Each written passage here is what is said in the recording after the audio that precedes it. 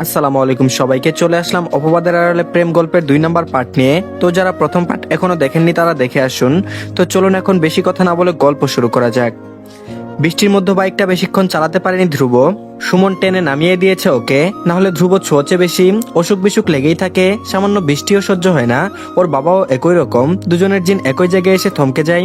কিন্তু ধ্রুব নিজের শরীরে পরোয়া করে না কখনোই, তবে সুমন তো করে। তাই ও বড্ড বুঝিয়ে সুজিয়ে বাইক থেকে নামালো ধ্রুবকে। একটা ছাউনিতে দুজন দাঁড়িয়েছে, বাইকটা পাশেই রাখা। ধ্রুব ছাউনির নিচে দাঁড়িয়ে সিগারেট ধরালো।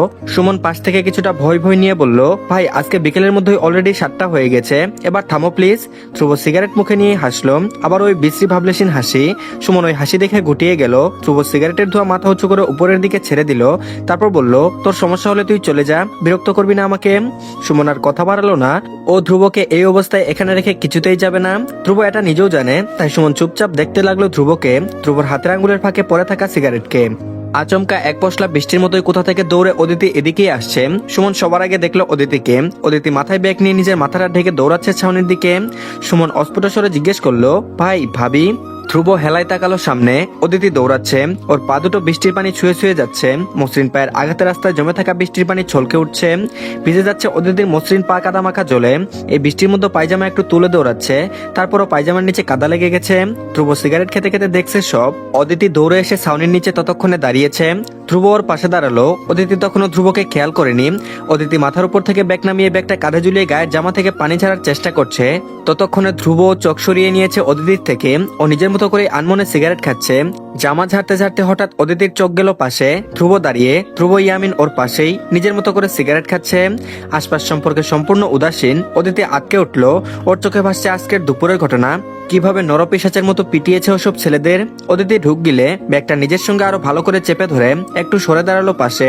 ধ্রুব সিগারেট খেতে খেতে ফিক করে হাসলো, যাকে বলে তাচ্ছিল্যর হাসি। হয়তো লক্ষ্য করেছে অদিতি ওকে ভয় পাচ্ছে, গুটিয়ে নিচ্ছে নিজেকে ওর থেকে। ধ্রুব কিছুই বলল না, শুধু একটু হেসে আবারও আগের মতো নির্বিঘ্নে সিগারেট ফুঁকতে লাগলো। সুমন পাশ থেকে কথা বলার জন্য উসখুস করছিল, ও নিজেকে দমাতে না পেরে বলেই ফেললো শেষমেশ, ভাবি এই বৃষ্টির মধ্যে কোথায় গেছিলেন? আবারও ভাবি ডাকায় অদিতির মুখের রং ফ্যাকাশে হয়ে গেল। ও চোরা চোখে ধ্রুবর দিকে তাকালো।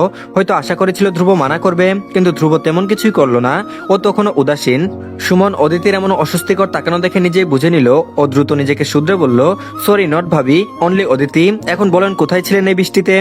অদিতি জড়সড় ভাবে দাঁড়িয়ে ছোট করে বলল, টিউশনি করাতে গিয়েছিলাম। সুমন অবাক হলো আর বলল, এত বৃষ্টিতে? অদিতি উত্তর দিল না, মলিন হেসে চুপ করে দাঁড়িয়ে রইল। ধ্রুব এসব শুনছেও না, ও এসবে নেই। আচমকা আকাশ চিরে আলো দেখা গেল। অদিতি চমকে আকাশের দিকে তাকালো, তারপর আচমকা এক ভয়াবহ আকাশের গর্জন। অদিতি চেঁচিয়ে উঠে ছাউনির পিলার চেপে ধরলো। সুমনও কিছুটা ভয় পেয়েছে, ও অদিতির দিকে তাকালো। মেয়েটার চোখ মুখের রং বদলে গেছে, জোরে জোরে শ্বাস ফেলতে ফেলতে আকাশের দিকে তাকাচ্ছে ফাঁকে ফাঁকে। আকাশের গর্জনে ফুবিয়ে আছে অদিতির। পাশ থেকে সুমন ধ্রুবর কানের কাছে উঁচু হয়ে এসে বিড়বিড় করে বলল, ভাই ভাবি মনে হয় বৃষ্টি ভালোবাসে না, রোমান্সের খাতায় আপনার আরো 1 নম্বর কাটা। ধ্রুব এসব ফালতু কথা শুনে ভ্রুকুতকে সুমনের দিকে তাকালো। সুমন সঙ্গে সঙ্গে ঠুটে আঙুল চেপে আবারও সোজা হয়ে দাঁড়ালো। কিছুক্ষণ পর বাচাল সুমন আবারও কথা তুলে অদিতিকে জিজ্ঞেস করলো, আপনার বৃষ্টি ভালো লাগে না নাকি? ভা অদিতি। অদিতি মুখটা ফ্যাকাশে হয়ে গেল। ও আনমনে আকাশের দিকে তাকালো। আকাশে তখনও ঝড়ো বৃষ্টি, ঝুমঝুমিয়ে রাস্তায় পড়ছে বৃষ্টির ফুটা, ভীষণ সুন্দর ছন্দ তুলছে। অদিতি আনমনে শেষ দেখতে দেখতে বলে উঠলো, বৃষ্টি আমার জীবন থেকে অনেক কিছু কেড়ে নিয়েছে। বাকি কথা শেষ করতে পারে না অদিতি। তার পূর্বে ধ্রুব সিগারেট মেঝেতে ফেলে এই বৃষ্টির মধ্যে ছাউনি থেকে বেরিয়ে গেল। সুমন হতবাক, ও দৌড়ে গেল ধ্রুবর দিকে। ধ্রুব বাইক চালু করছে, ইতিমধ্যে দুজন ভিজে একাকার। সুমন বৃষ্টিতে ভিজছে বলল, ভাই বৃষ্টিটা থামুক, আরো একটু থাকি, তুমি অসুস্থ হয়ে যাবে। ধ্রুব তাকালো, ভ্রুকুচকে চাপা সরে বলল, তুই গেলে যা, না গেলে মুড়ি খা, আমারে টানবি না সবে।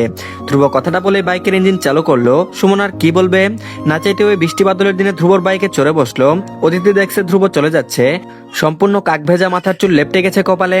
ঝোড়ো বাতাসে ধ্রুব ইয়েমেনের গলা ঝুলানো স্টার লকেটের চেন ক্রমাগত দুলছে। সকালটা কোনো রকমের মুখে রুটি গুজিয়ে অদিতি বেরিয়ে এসেছে হোস্টেল থেকে। আজ সিটি আছে একটা, সারা জ্বরের ঘরে তেমন একটা পড়তে পারেনি, যেটুকু পড়েছে সেটুকুই মস্তিষ্কে নিয়েই বেরিয়েছে। অদিতির চোখ মুখ ক্লান্তি দুর্বলতায় রীতিমতো ভেঙে আসছে, মাথাটাও ঘোরাচ্ছে ক্রমশ। ও হেঁটেই যায় প্রতিদিন অনেকটা পথ, আজও হাঁটছে। মলিন চোখ মুখে চেয়ে আছে রাজ্যের অসুস্থতা। হঠাৎ কল এলো অদিতির ফোনে। বাটন ফোনটা ব্যাগ থেকে বের করে দেখে ওপাশে মা। অদিতি হাঁটতে হাঁটতে কলটা রিসিভ করলো, সালাম করলো। ওপাশে ফাহিমা বললেন, ও মা ভালো আছিস তুই? জ্বরটা কমেছে তোর? অদিতি দুর্বল গলায় হাসলো। মায়ের এমন আহ্লাদি গলা শুনে গলে পড়ে গেল একদম। উত্তর দিল, আগের চেয়ে একটু ভালো আছি মা। মিথ্যে কথা, এই যে অদিতির মাথা ঘুরছে, এক্ষুনি যেন লুটিয়ে পড়বে। তবুও তার মাকে গতকাল থেকে কতটা মিথ্যা বলে যাচ্ছে। ওপাশ থেকে ফাহিমার চিন্তা তাতেও কমে না। তিনি কিছুটা চিন্তিত গলায় বললেন, তোর গলা তো শুকনো লাগছে রে, আর এত আওয়াজ কোথায় তুই? অদিতি বলল, আমি রাস্তায় মা, ভার্সিটি যাচ্ছি। অদিতি হাঁটছে ফুটপাত ধরে।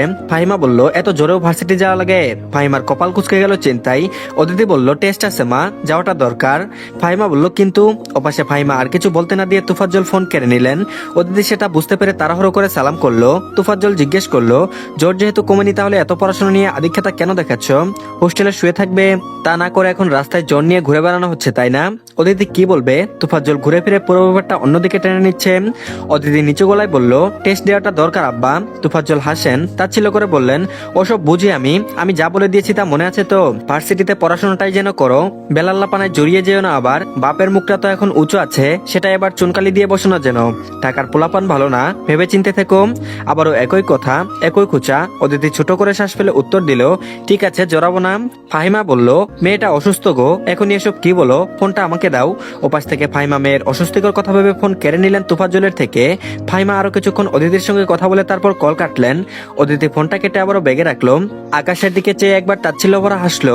আকাশটা যেন আজও বিদ্রুপ করছে অদিতিকে, আঙুল তুলে দেখিয়ে দিচ্ছে, তোর জীবনে আমি একমাত্র শত্রু নই, আরো আছে, আরো আসবে, সবে তো শুরু। অদিতি মাথাটা নামালো, তারপর আবারও পা চালালো ভার্সিটির দিকে। অদিতি কোনো রকম পরীক্ষা দিতে বসলো। পরীক্ষা দেওয়া শেষ করে বেরিয়ে এসে দেখে বাইরে সবাই একজোট হয়ে হাসাহাসি করছে। অদিতি কিছুটা এগিয়ে গিয়ে আবারও কি মনে করে দাঁড়িয়ে রইলো। তানিয়া নামের মেয়ে হেসে হেসে হাতে থাকা চিরকুটটা দেখিয়ে বলল, দেখ লাভ লেটার, ভেতরে কি লেখা জানিস? বাকিরা সবাই উৎসুক চোখে তাকালো। অদিতি দেখছে সবাইকে। হুমা বলল, কি লেখা রে? তানিয়া ফিসফিস করে ওদের কিছু বলল। ওর কথা শুনে বাকিরা অবাক হয়ে তানিয়ার দিকে তাকালো। পরপর অট্টহাসিতে একে অপরের গায়ে লুটিয়ে পড়লো। অদিতি ওদের দেখলো ছেলে মেয়ে কি অবলীলায় মিশছে, অথচ অদিতি ছেলে দেখলে আটকে উঠে 10 হাত দূরে সরে যায়। অদিতি ছোট করে শ্বাস ফেলে চলে এলো সেখান থেকে।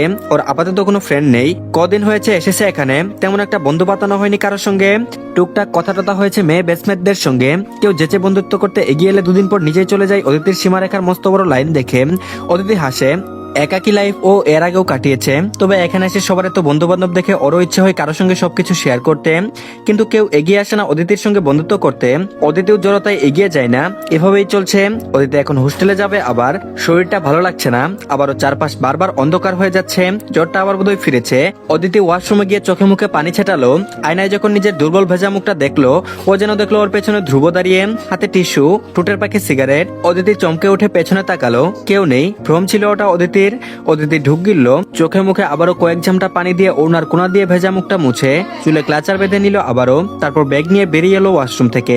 ধ্রুব সবে প্রফেসরের রুম থেকে বেরিয়ে এসেছে, হাতে একটা অভিযোগনামা, যা ধ্রুবকে ডেকে নিয়ে ওর হাতে ধরিয়ে দেওয়া হয়েছে। ভার্সিটির রুলস রেগুলেশন ভঙ্গ করার জন্য ধ্রুবর বাবাকেও কল করা হয়েছে। ধ্রুব তখন হেসেছে খুব। প্রফেসররা ধ্রুবর হাসি দেখে বিরক্ত হয়ে কল কেটে দেয়। ধ্রুবকে একটা কথা শুনিয়ে আবারও ছেড়ে দিয়েছেন। কি লাভ এই ছেলেকে কিছু বলে, সেই একই ঘাট তারা সারা জীবন থেকে যাবে। ওর বাপও একইভাবে দোষী, ছেলের ভুল অশৃঙ্খলতা অদেখা করে যান সবসময়। পুরো ডিপার্টমেন্ট ধ্রুবর উপর বিরক্ত, একই সাথে বিরক্ত ওর বাবার প্রতিও। কিন্তু কি করবে, বহিষ্কারও করতে পারে না, তাদের সেই সাহস নেই, তাই সহ্য করা লাগে। ধ্রুব সোজা হেঁটে বটগাছের নিচে ওদের আড্ডাখানায় আসতেই ইমন, রাজন, সুমন নামের এই 3 ইডিয়েটের দল ওকে ঘিরে ধরলো। ধ্রুব গিয়ে বটগাছের নিচে বসেছে। রাজন এগিয়ে এসে বলল, শুধু শুধু ভাইকে ডাকাই নিয়ে যায় ওই প্রফেসর গুলা, বেহুদা খাটনি। ভাই আজ আপনারে কি ডোজ দিল? ধ্রুব তখন কোকা কোলার ক্যান মুখ দিয়ে গিলছে ও অন্যদিকে চেয়ে হাতের অভিযোগনামা বাড়িয়ে দিল রাজনের দিকে। রাজন অভিযোগনামা লুফে নিয়ে পড়া শুরু করলো। সুমনও সাথে আছে। ইমন এগিয়ে গিয়ে ধ্রুবর পাশে বসলো। উদাসীন ধ্রুবকে কিছুক্ষণ দেখে তারপর আচমকা বলে উঠলো, ধ্রুব তুই কি জানিস তুই নিজেই নিজের সবচেয়ে বড় শত্রু? ধ্রুব আবারও বিশ্রী হাসলো, গাছাড়া ভাবে বলল, জানি, এখন কি করব, নাচবো? ইমন হতাশ হলো ভীষণ, তবুও হাল ছাড়লো না। চেষ্টা করলো ধ্রুবকে বোঝানোর। ধ্রুবর কাঁধে হাত রাখলো, তারপর বলল, তুই চাইলে একবার নিজের লাইফ গুছিয়ে নিতে পারিস, কিন্তু তুই নিজেও জানিস তুই অনেক ব্রিলিয়ান্ট ছেলে, কিন্তু এসব মারামারি ঝামেলাটা জড়িয়ে নিজের সব ট্যালেন্ট জ্বলে ফেলেছিস কেন বলতো? ধ্রুব বলল, মজা লাগে তাই। ধ্রুব আবারও হাসে। ইমন দীর্ঘশ্বাস ফেলে, এই ধ্রুব জীবনেও শুধরাবে না। ইমন আরো কিছু বলবে, তার আগে হঠাৎ পাশ থেকে সুমন বলে ওঠে, ভাই ওই দেখো ভাবি যাচ্ছে। সুমনের চেঁচানোতে সবাই সামনে তাকালো। হেলায় পরে ধ্রুবও তাকালো, যেন সুমনের ভাবি হওয়ার অধিকার একমাত্র ওই নির্দিষ্ট মেয়েটারই। মেয়েটার নাম অবশ্যই অদিতিই হতে হবে। ধ্রুব তাকালো, অদিতি যাচ্ছে, পা ফেলছে এলোমেলো, যেন এক্ষুনি পড়ে যাবে। মাথার সামনের বেবি চুলগুলো ভিজে চুপচুপে হয়ে আছে, চাদর দিয়ে পেট অব্দি শরীর ঢাকা, যেন ভীষণ ঠান্ডা আজ, অথচ আজ তাপমাত্রা উগ্র 42 ডিগ্রি। এত গরমেও গায়ে একটা বিশাল ভারী চাদর জড়ানো, চোখে মুখে ভীষণ দুর্বলতা। অসুস্থ নাকিও? ধ্রুব ভ্রু কুচকে ফেললো তাৎক্ষণিক। অসুস্থ? কি অসুখ হয়েছে ওর। হঠাৎ নিজের এমন চিন্তায় নিজে ভীষণ বিরক্ত হয়ে গেল ধ্রুব। মুখ দিয়ে নিজের জন্য একটা বিশ্রী গালি বের হয়ে এলো ধ্রুবর। অসুস্থ হওয়া কোনো বড় কিছু না, মানুষ মাত্রই অসুস্থ হয়, এটা স্বাভাবিক, সবকিছুই স্বাভাবিক নিয়মেই ঘটছে। ধ্রুব অযথা কাউকে নিয়ে মাথা ঘামানো উচিত না, কোনো ছাপোষা গ্রামের মেয়েকে নিয়ে তো নই। ও চোখ সরিয়ে ফেললো অদিতির থেকে, দেখবে না আর ওই মেয়েকে, না হলে কালো জাদু করে ফেলবে ধ্রুবকে, বলা যায় না, আজকাল এসবই হচ্ছে। এতক্ষণ ধ্রুবর মনে যা চলছে সেটাই পাশ থেকে রাজন বলে ফেললো, ভাই ভাবি মনে হয় অসুখ, দেখো না চোখে মুখে বেহাল দশা। কিন্তু এই অসুখ নিয়ে ভার্সিটিতে কেন আসছেন, পড়াশোনা নিয়ে এত তেল কেন ভাই ওনার, কই আপনার তো এত তেল কোনোদিন দেখলাম না। ধ্রুব আবার তাকাতে চাইলো অদিতির দিকে, আরেকবার দেখতে চাইলো ওই গুলগাল নিষ্পর ভয় ভয় চেহারাটা, কিন্তু তাকালো না। নিজেকে অপমান করে মনে মনে বিশ্রীকে একটা গালি দিয়ে দমিয়ে ফেললো। কিন্তু আচমকা পাশ থেকে সুমন চেঁচিয়ে উঠলো, ভাই ভাবি কপাল চেপে দুলতেছে, পড়ে যাবে নাকি। ধ্রুব শুনলো, অথচ এবারেও তাকালো না, চুপ করে বসে থেকে ক্যান থেকে কোকাকোলা গিলছে। ওর মুখ ভর্তি কুক, কিন্তু গিলতে পারছে না, নিঃশ্বাস আটকে গেছে বোধ হচ্ছে। আরে আরে ভাবি পড়ে গেছে তো, বলে সুমন আটকে দ্রুত উঠে দাঁড়িয়ে গেল। ধ্রুবর সঙ্গে সঙ্গে এবার তাকালো, অদিতি রাস্তার মধ্যে পড়ে গেছে, মাথাটা ঘুরে। আশেপাশে তেমন একটা লোক না থাকায় অদিতিকে কেউ ধরতে পারেনি। কজন একটা মেয়েকে রাস্তায় পড়ে থাকতে দেখে এগিয়ে এসেছেন, অদিতিকে ঘিরে রেখেছেন কজন ছাত্রছাত্রী। ধ্রুব আচমকা দাঁড়িয়ে গেল, কিছুক্ষণ ওভাবে দাঁড়িয়ে থাকলো। ইমন পাশ থেকে ধ্রুবকে এত অশান্ত হতে দেখে কাঁধে হাত রাখলো। ধ্রুব আগাবে কি আগাবে না ভাবতে লাগলো, পরে ভাবলো দরকার কি, আছেই তো মানুষ, ধরেছে ওকে, ওর সেখানে যাওয়ার কোনো দরকার নেই। দরকার ছাড়া ধ্রুব ইয়ামিন কি কোনো কাজ করে কখনো। ধ্রুব ইগো দেখিয়ে আবারও বসে গেল নিজের জায়গায়, বসে আবারও কুকের ক্যানে মুখ লাগালো। তো ধন্যবাদ সবাইকে, এই পার্টটি এই পর্যন্তই, পরবর্তী পার্টও দিয়ে দেওয়া হয়েছে, সবাই দেখে নেবেন।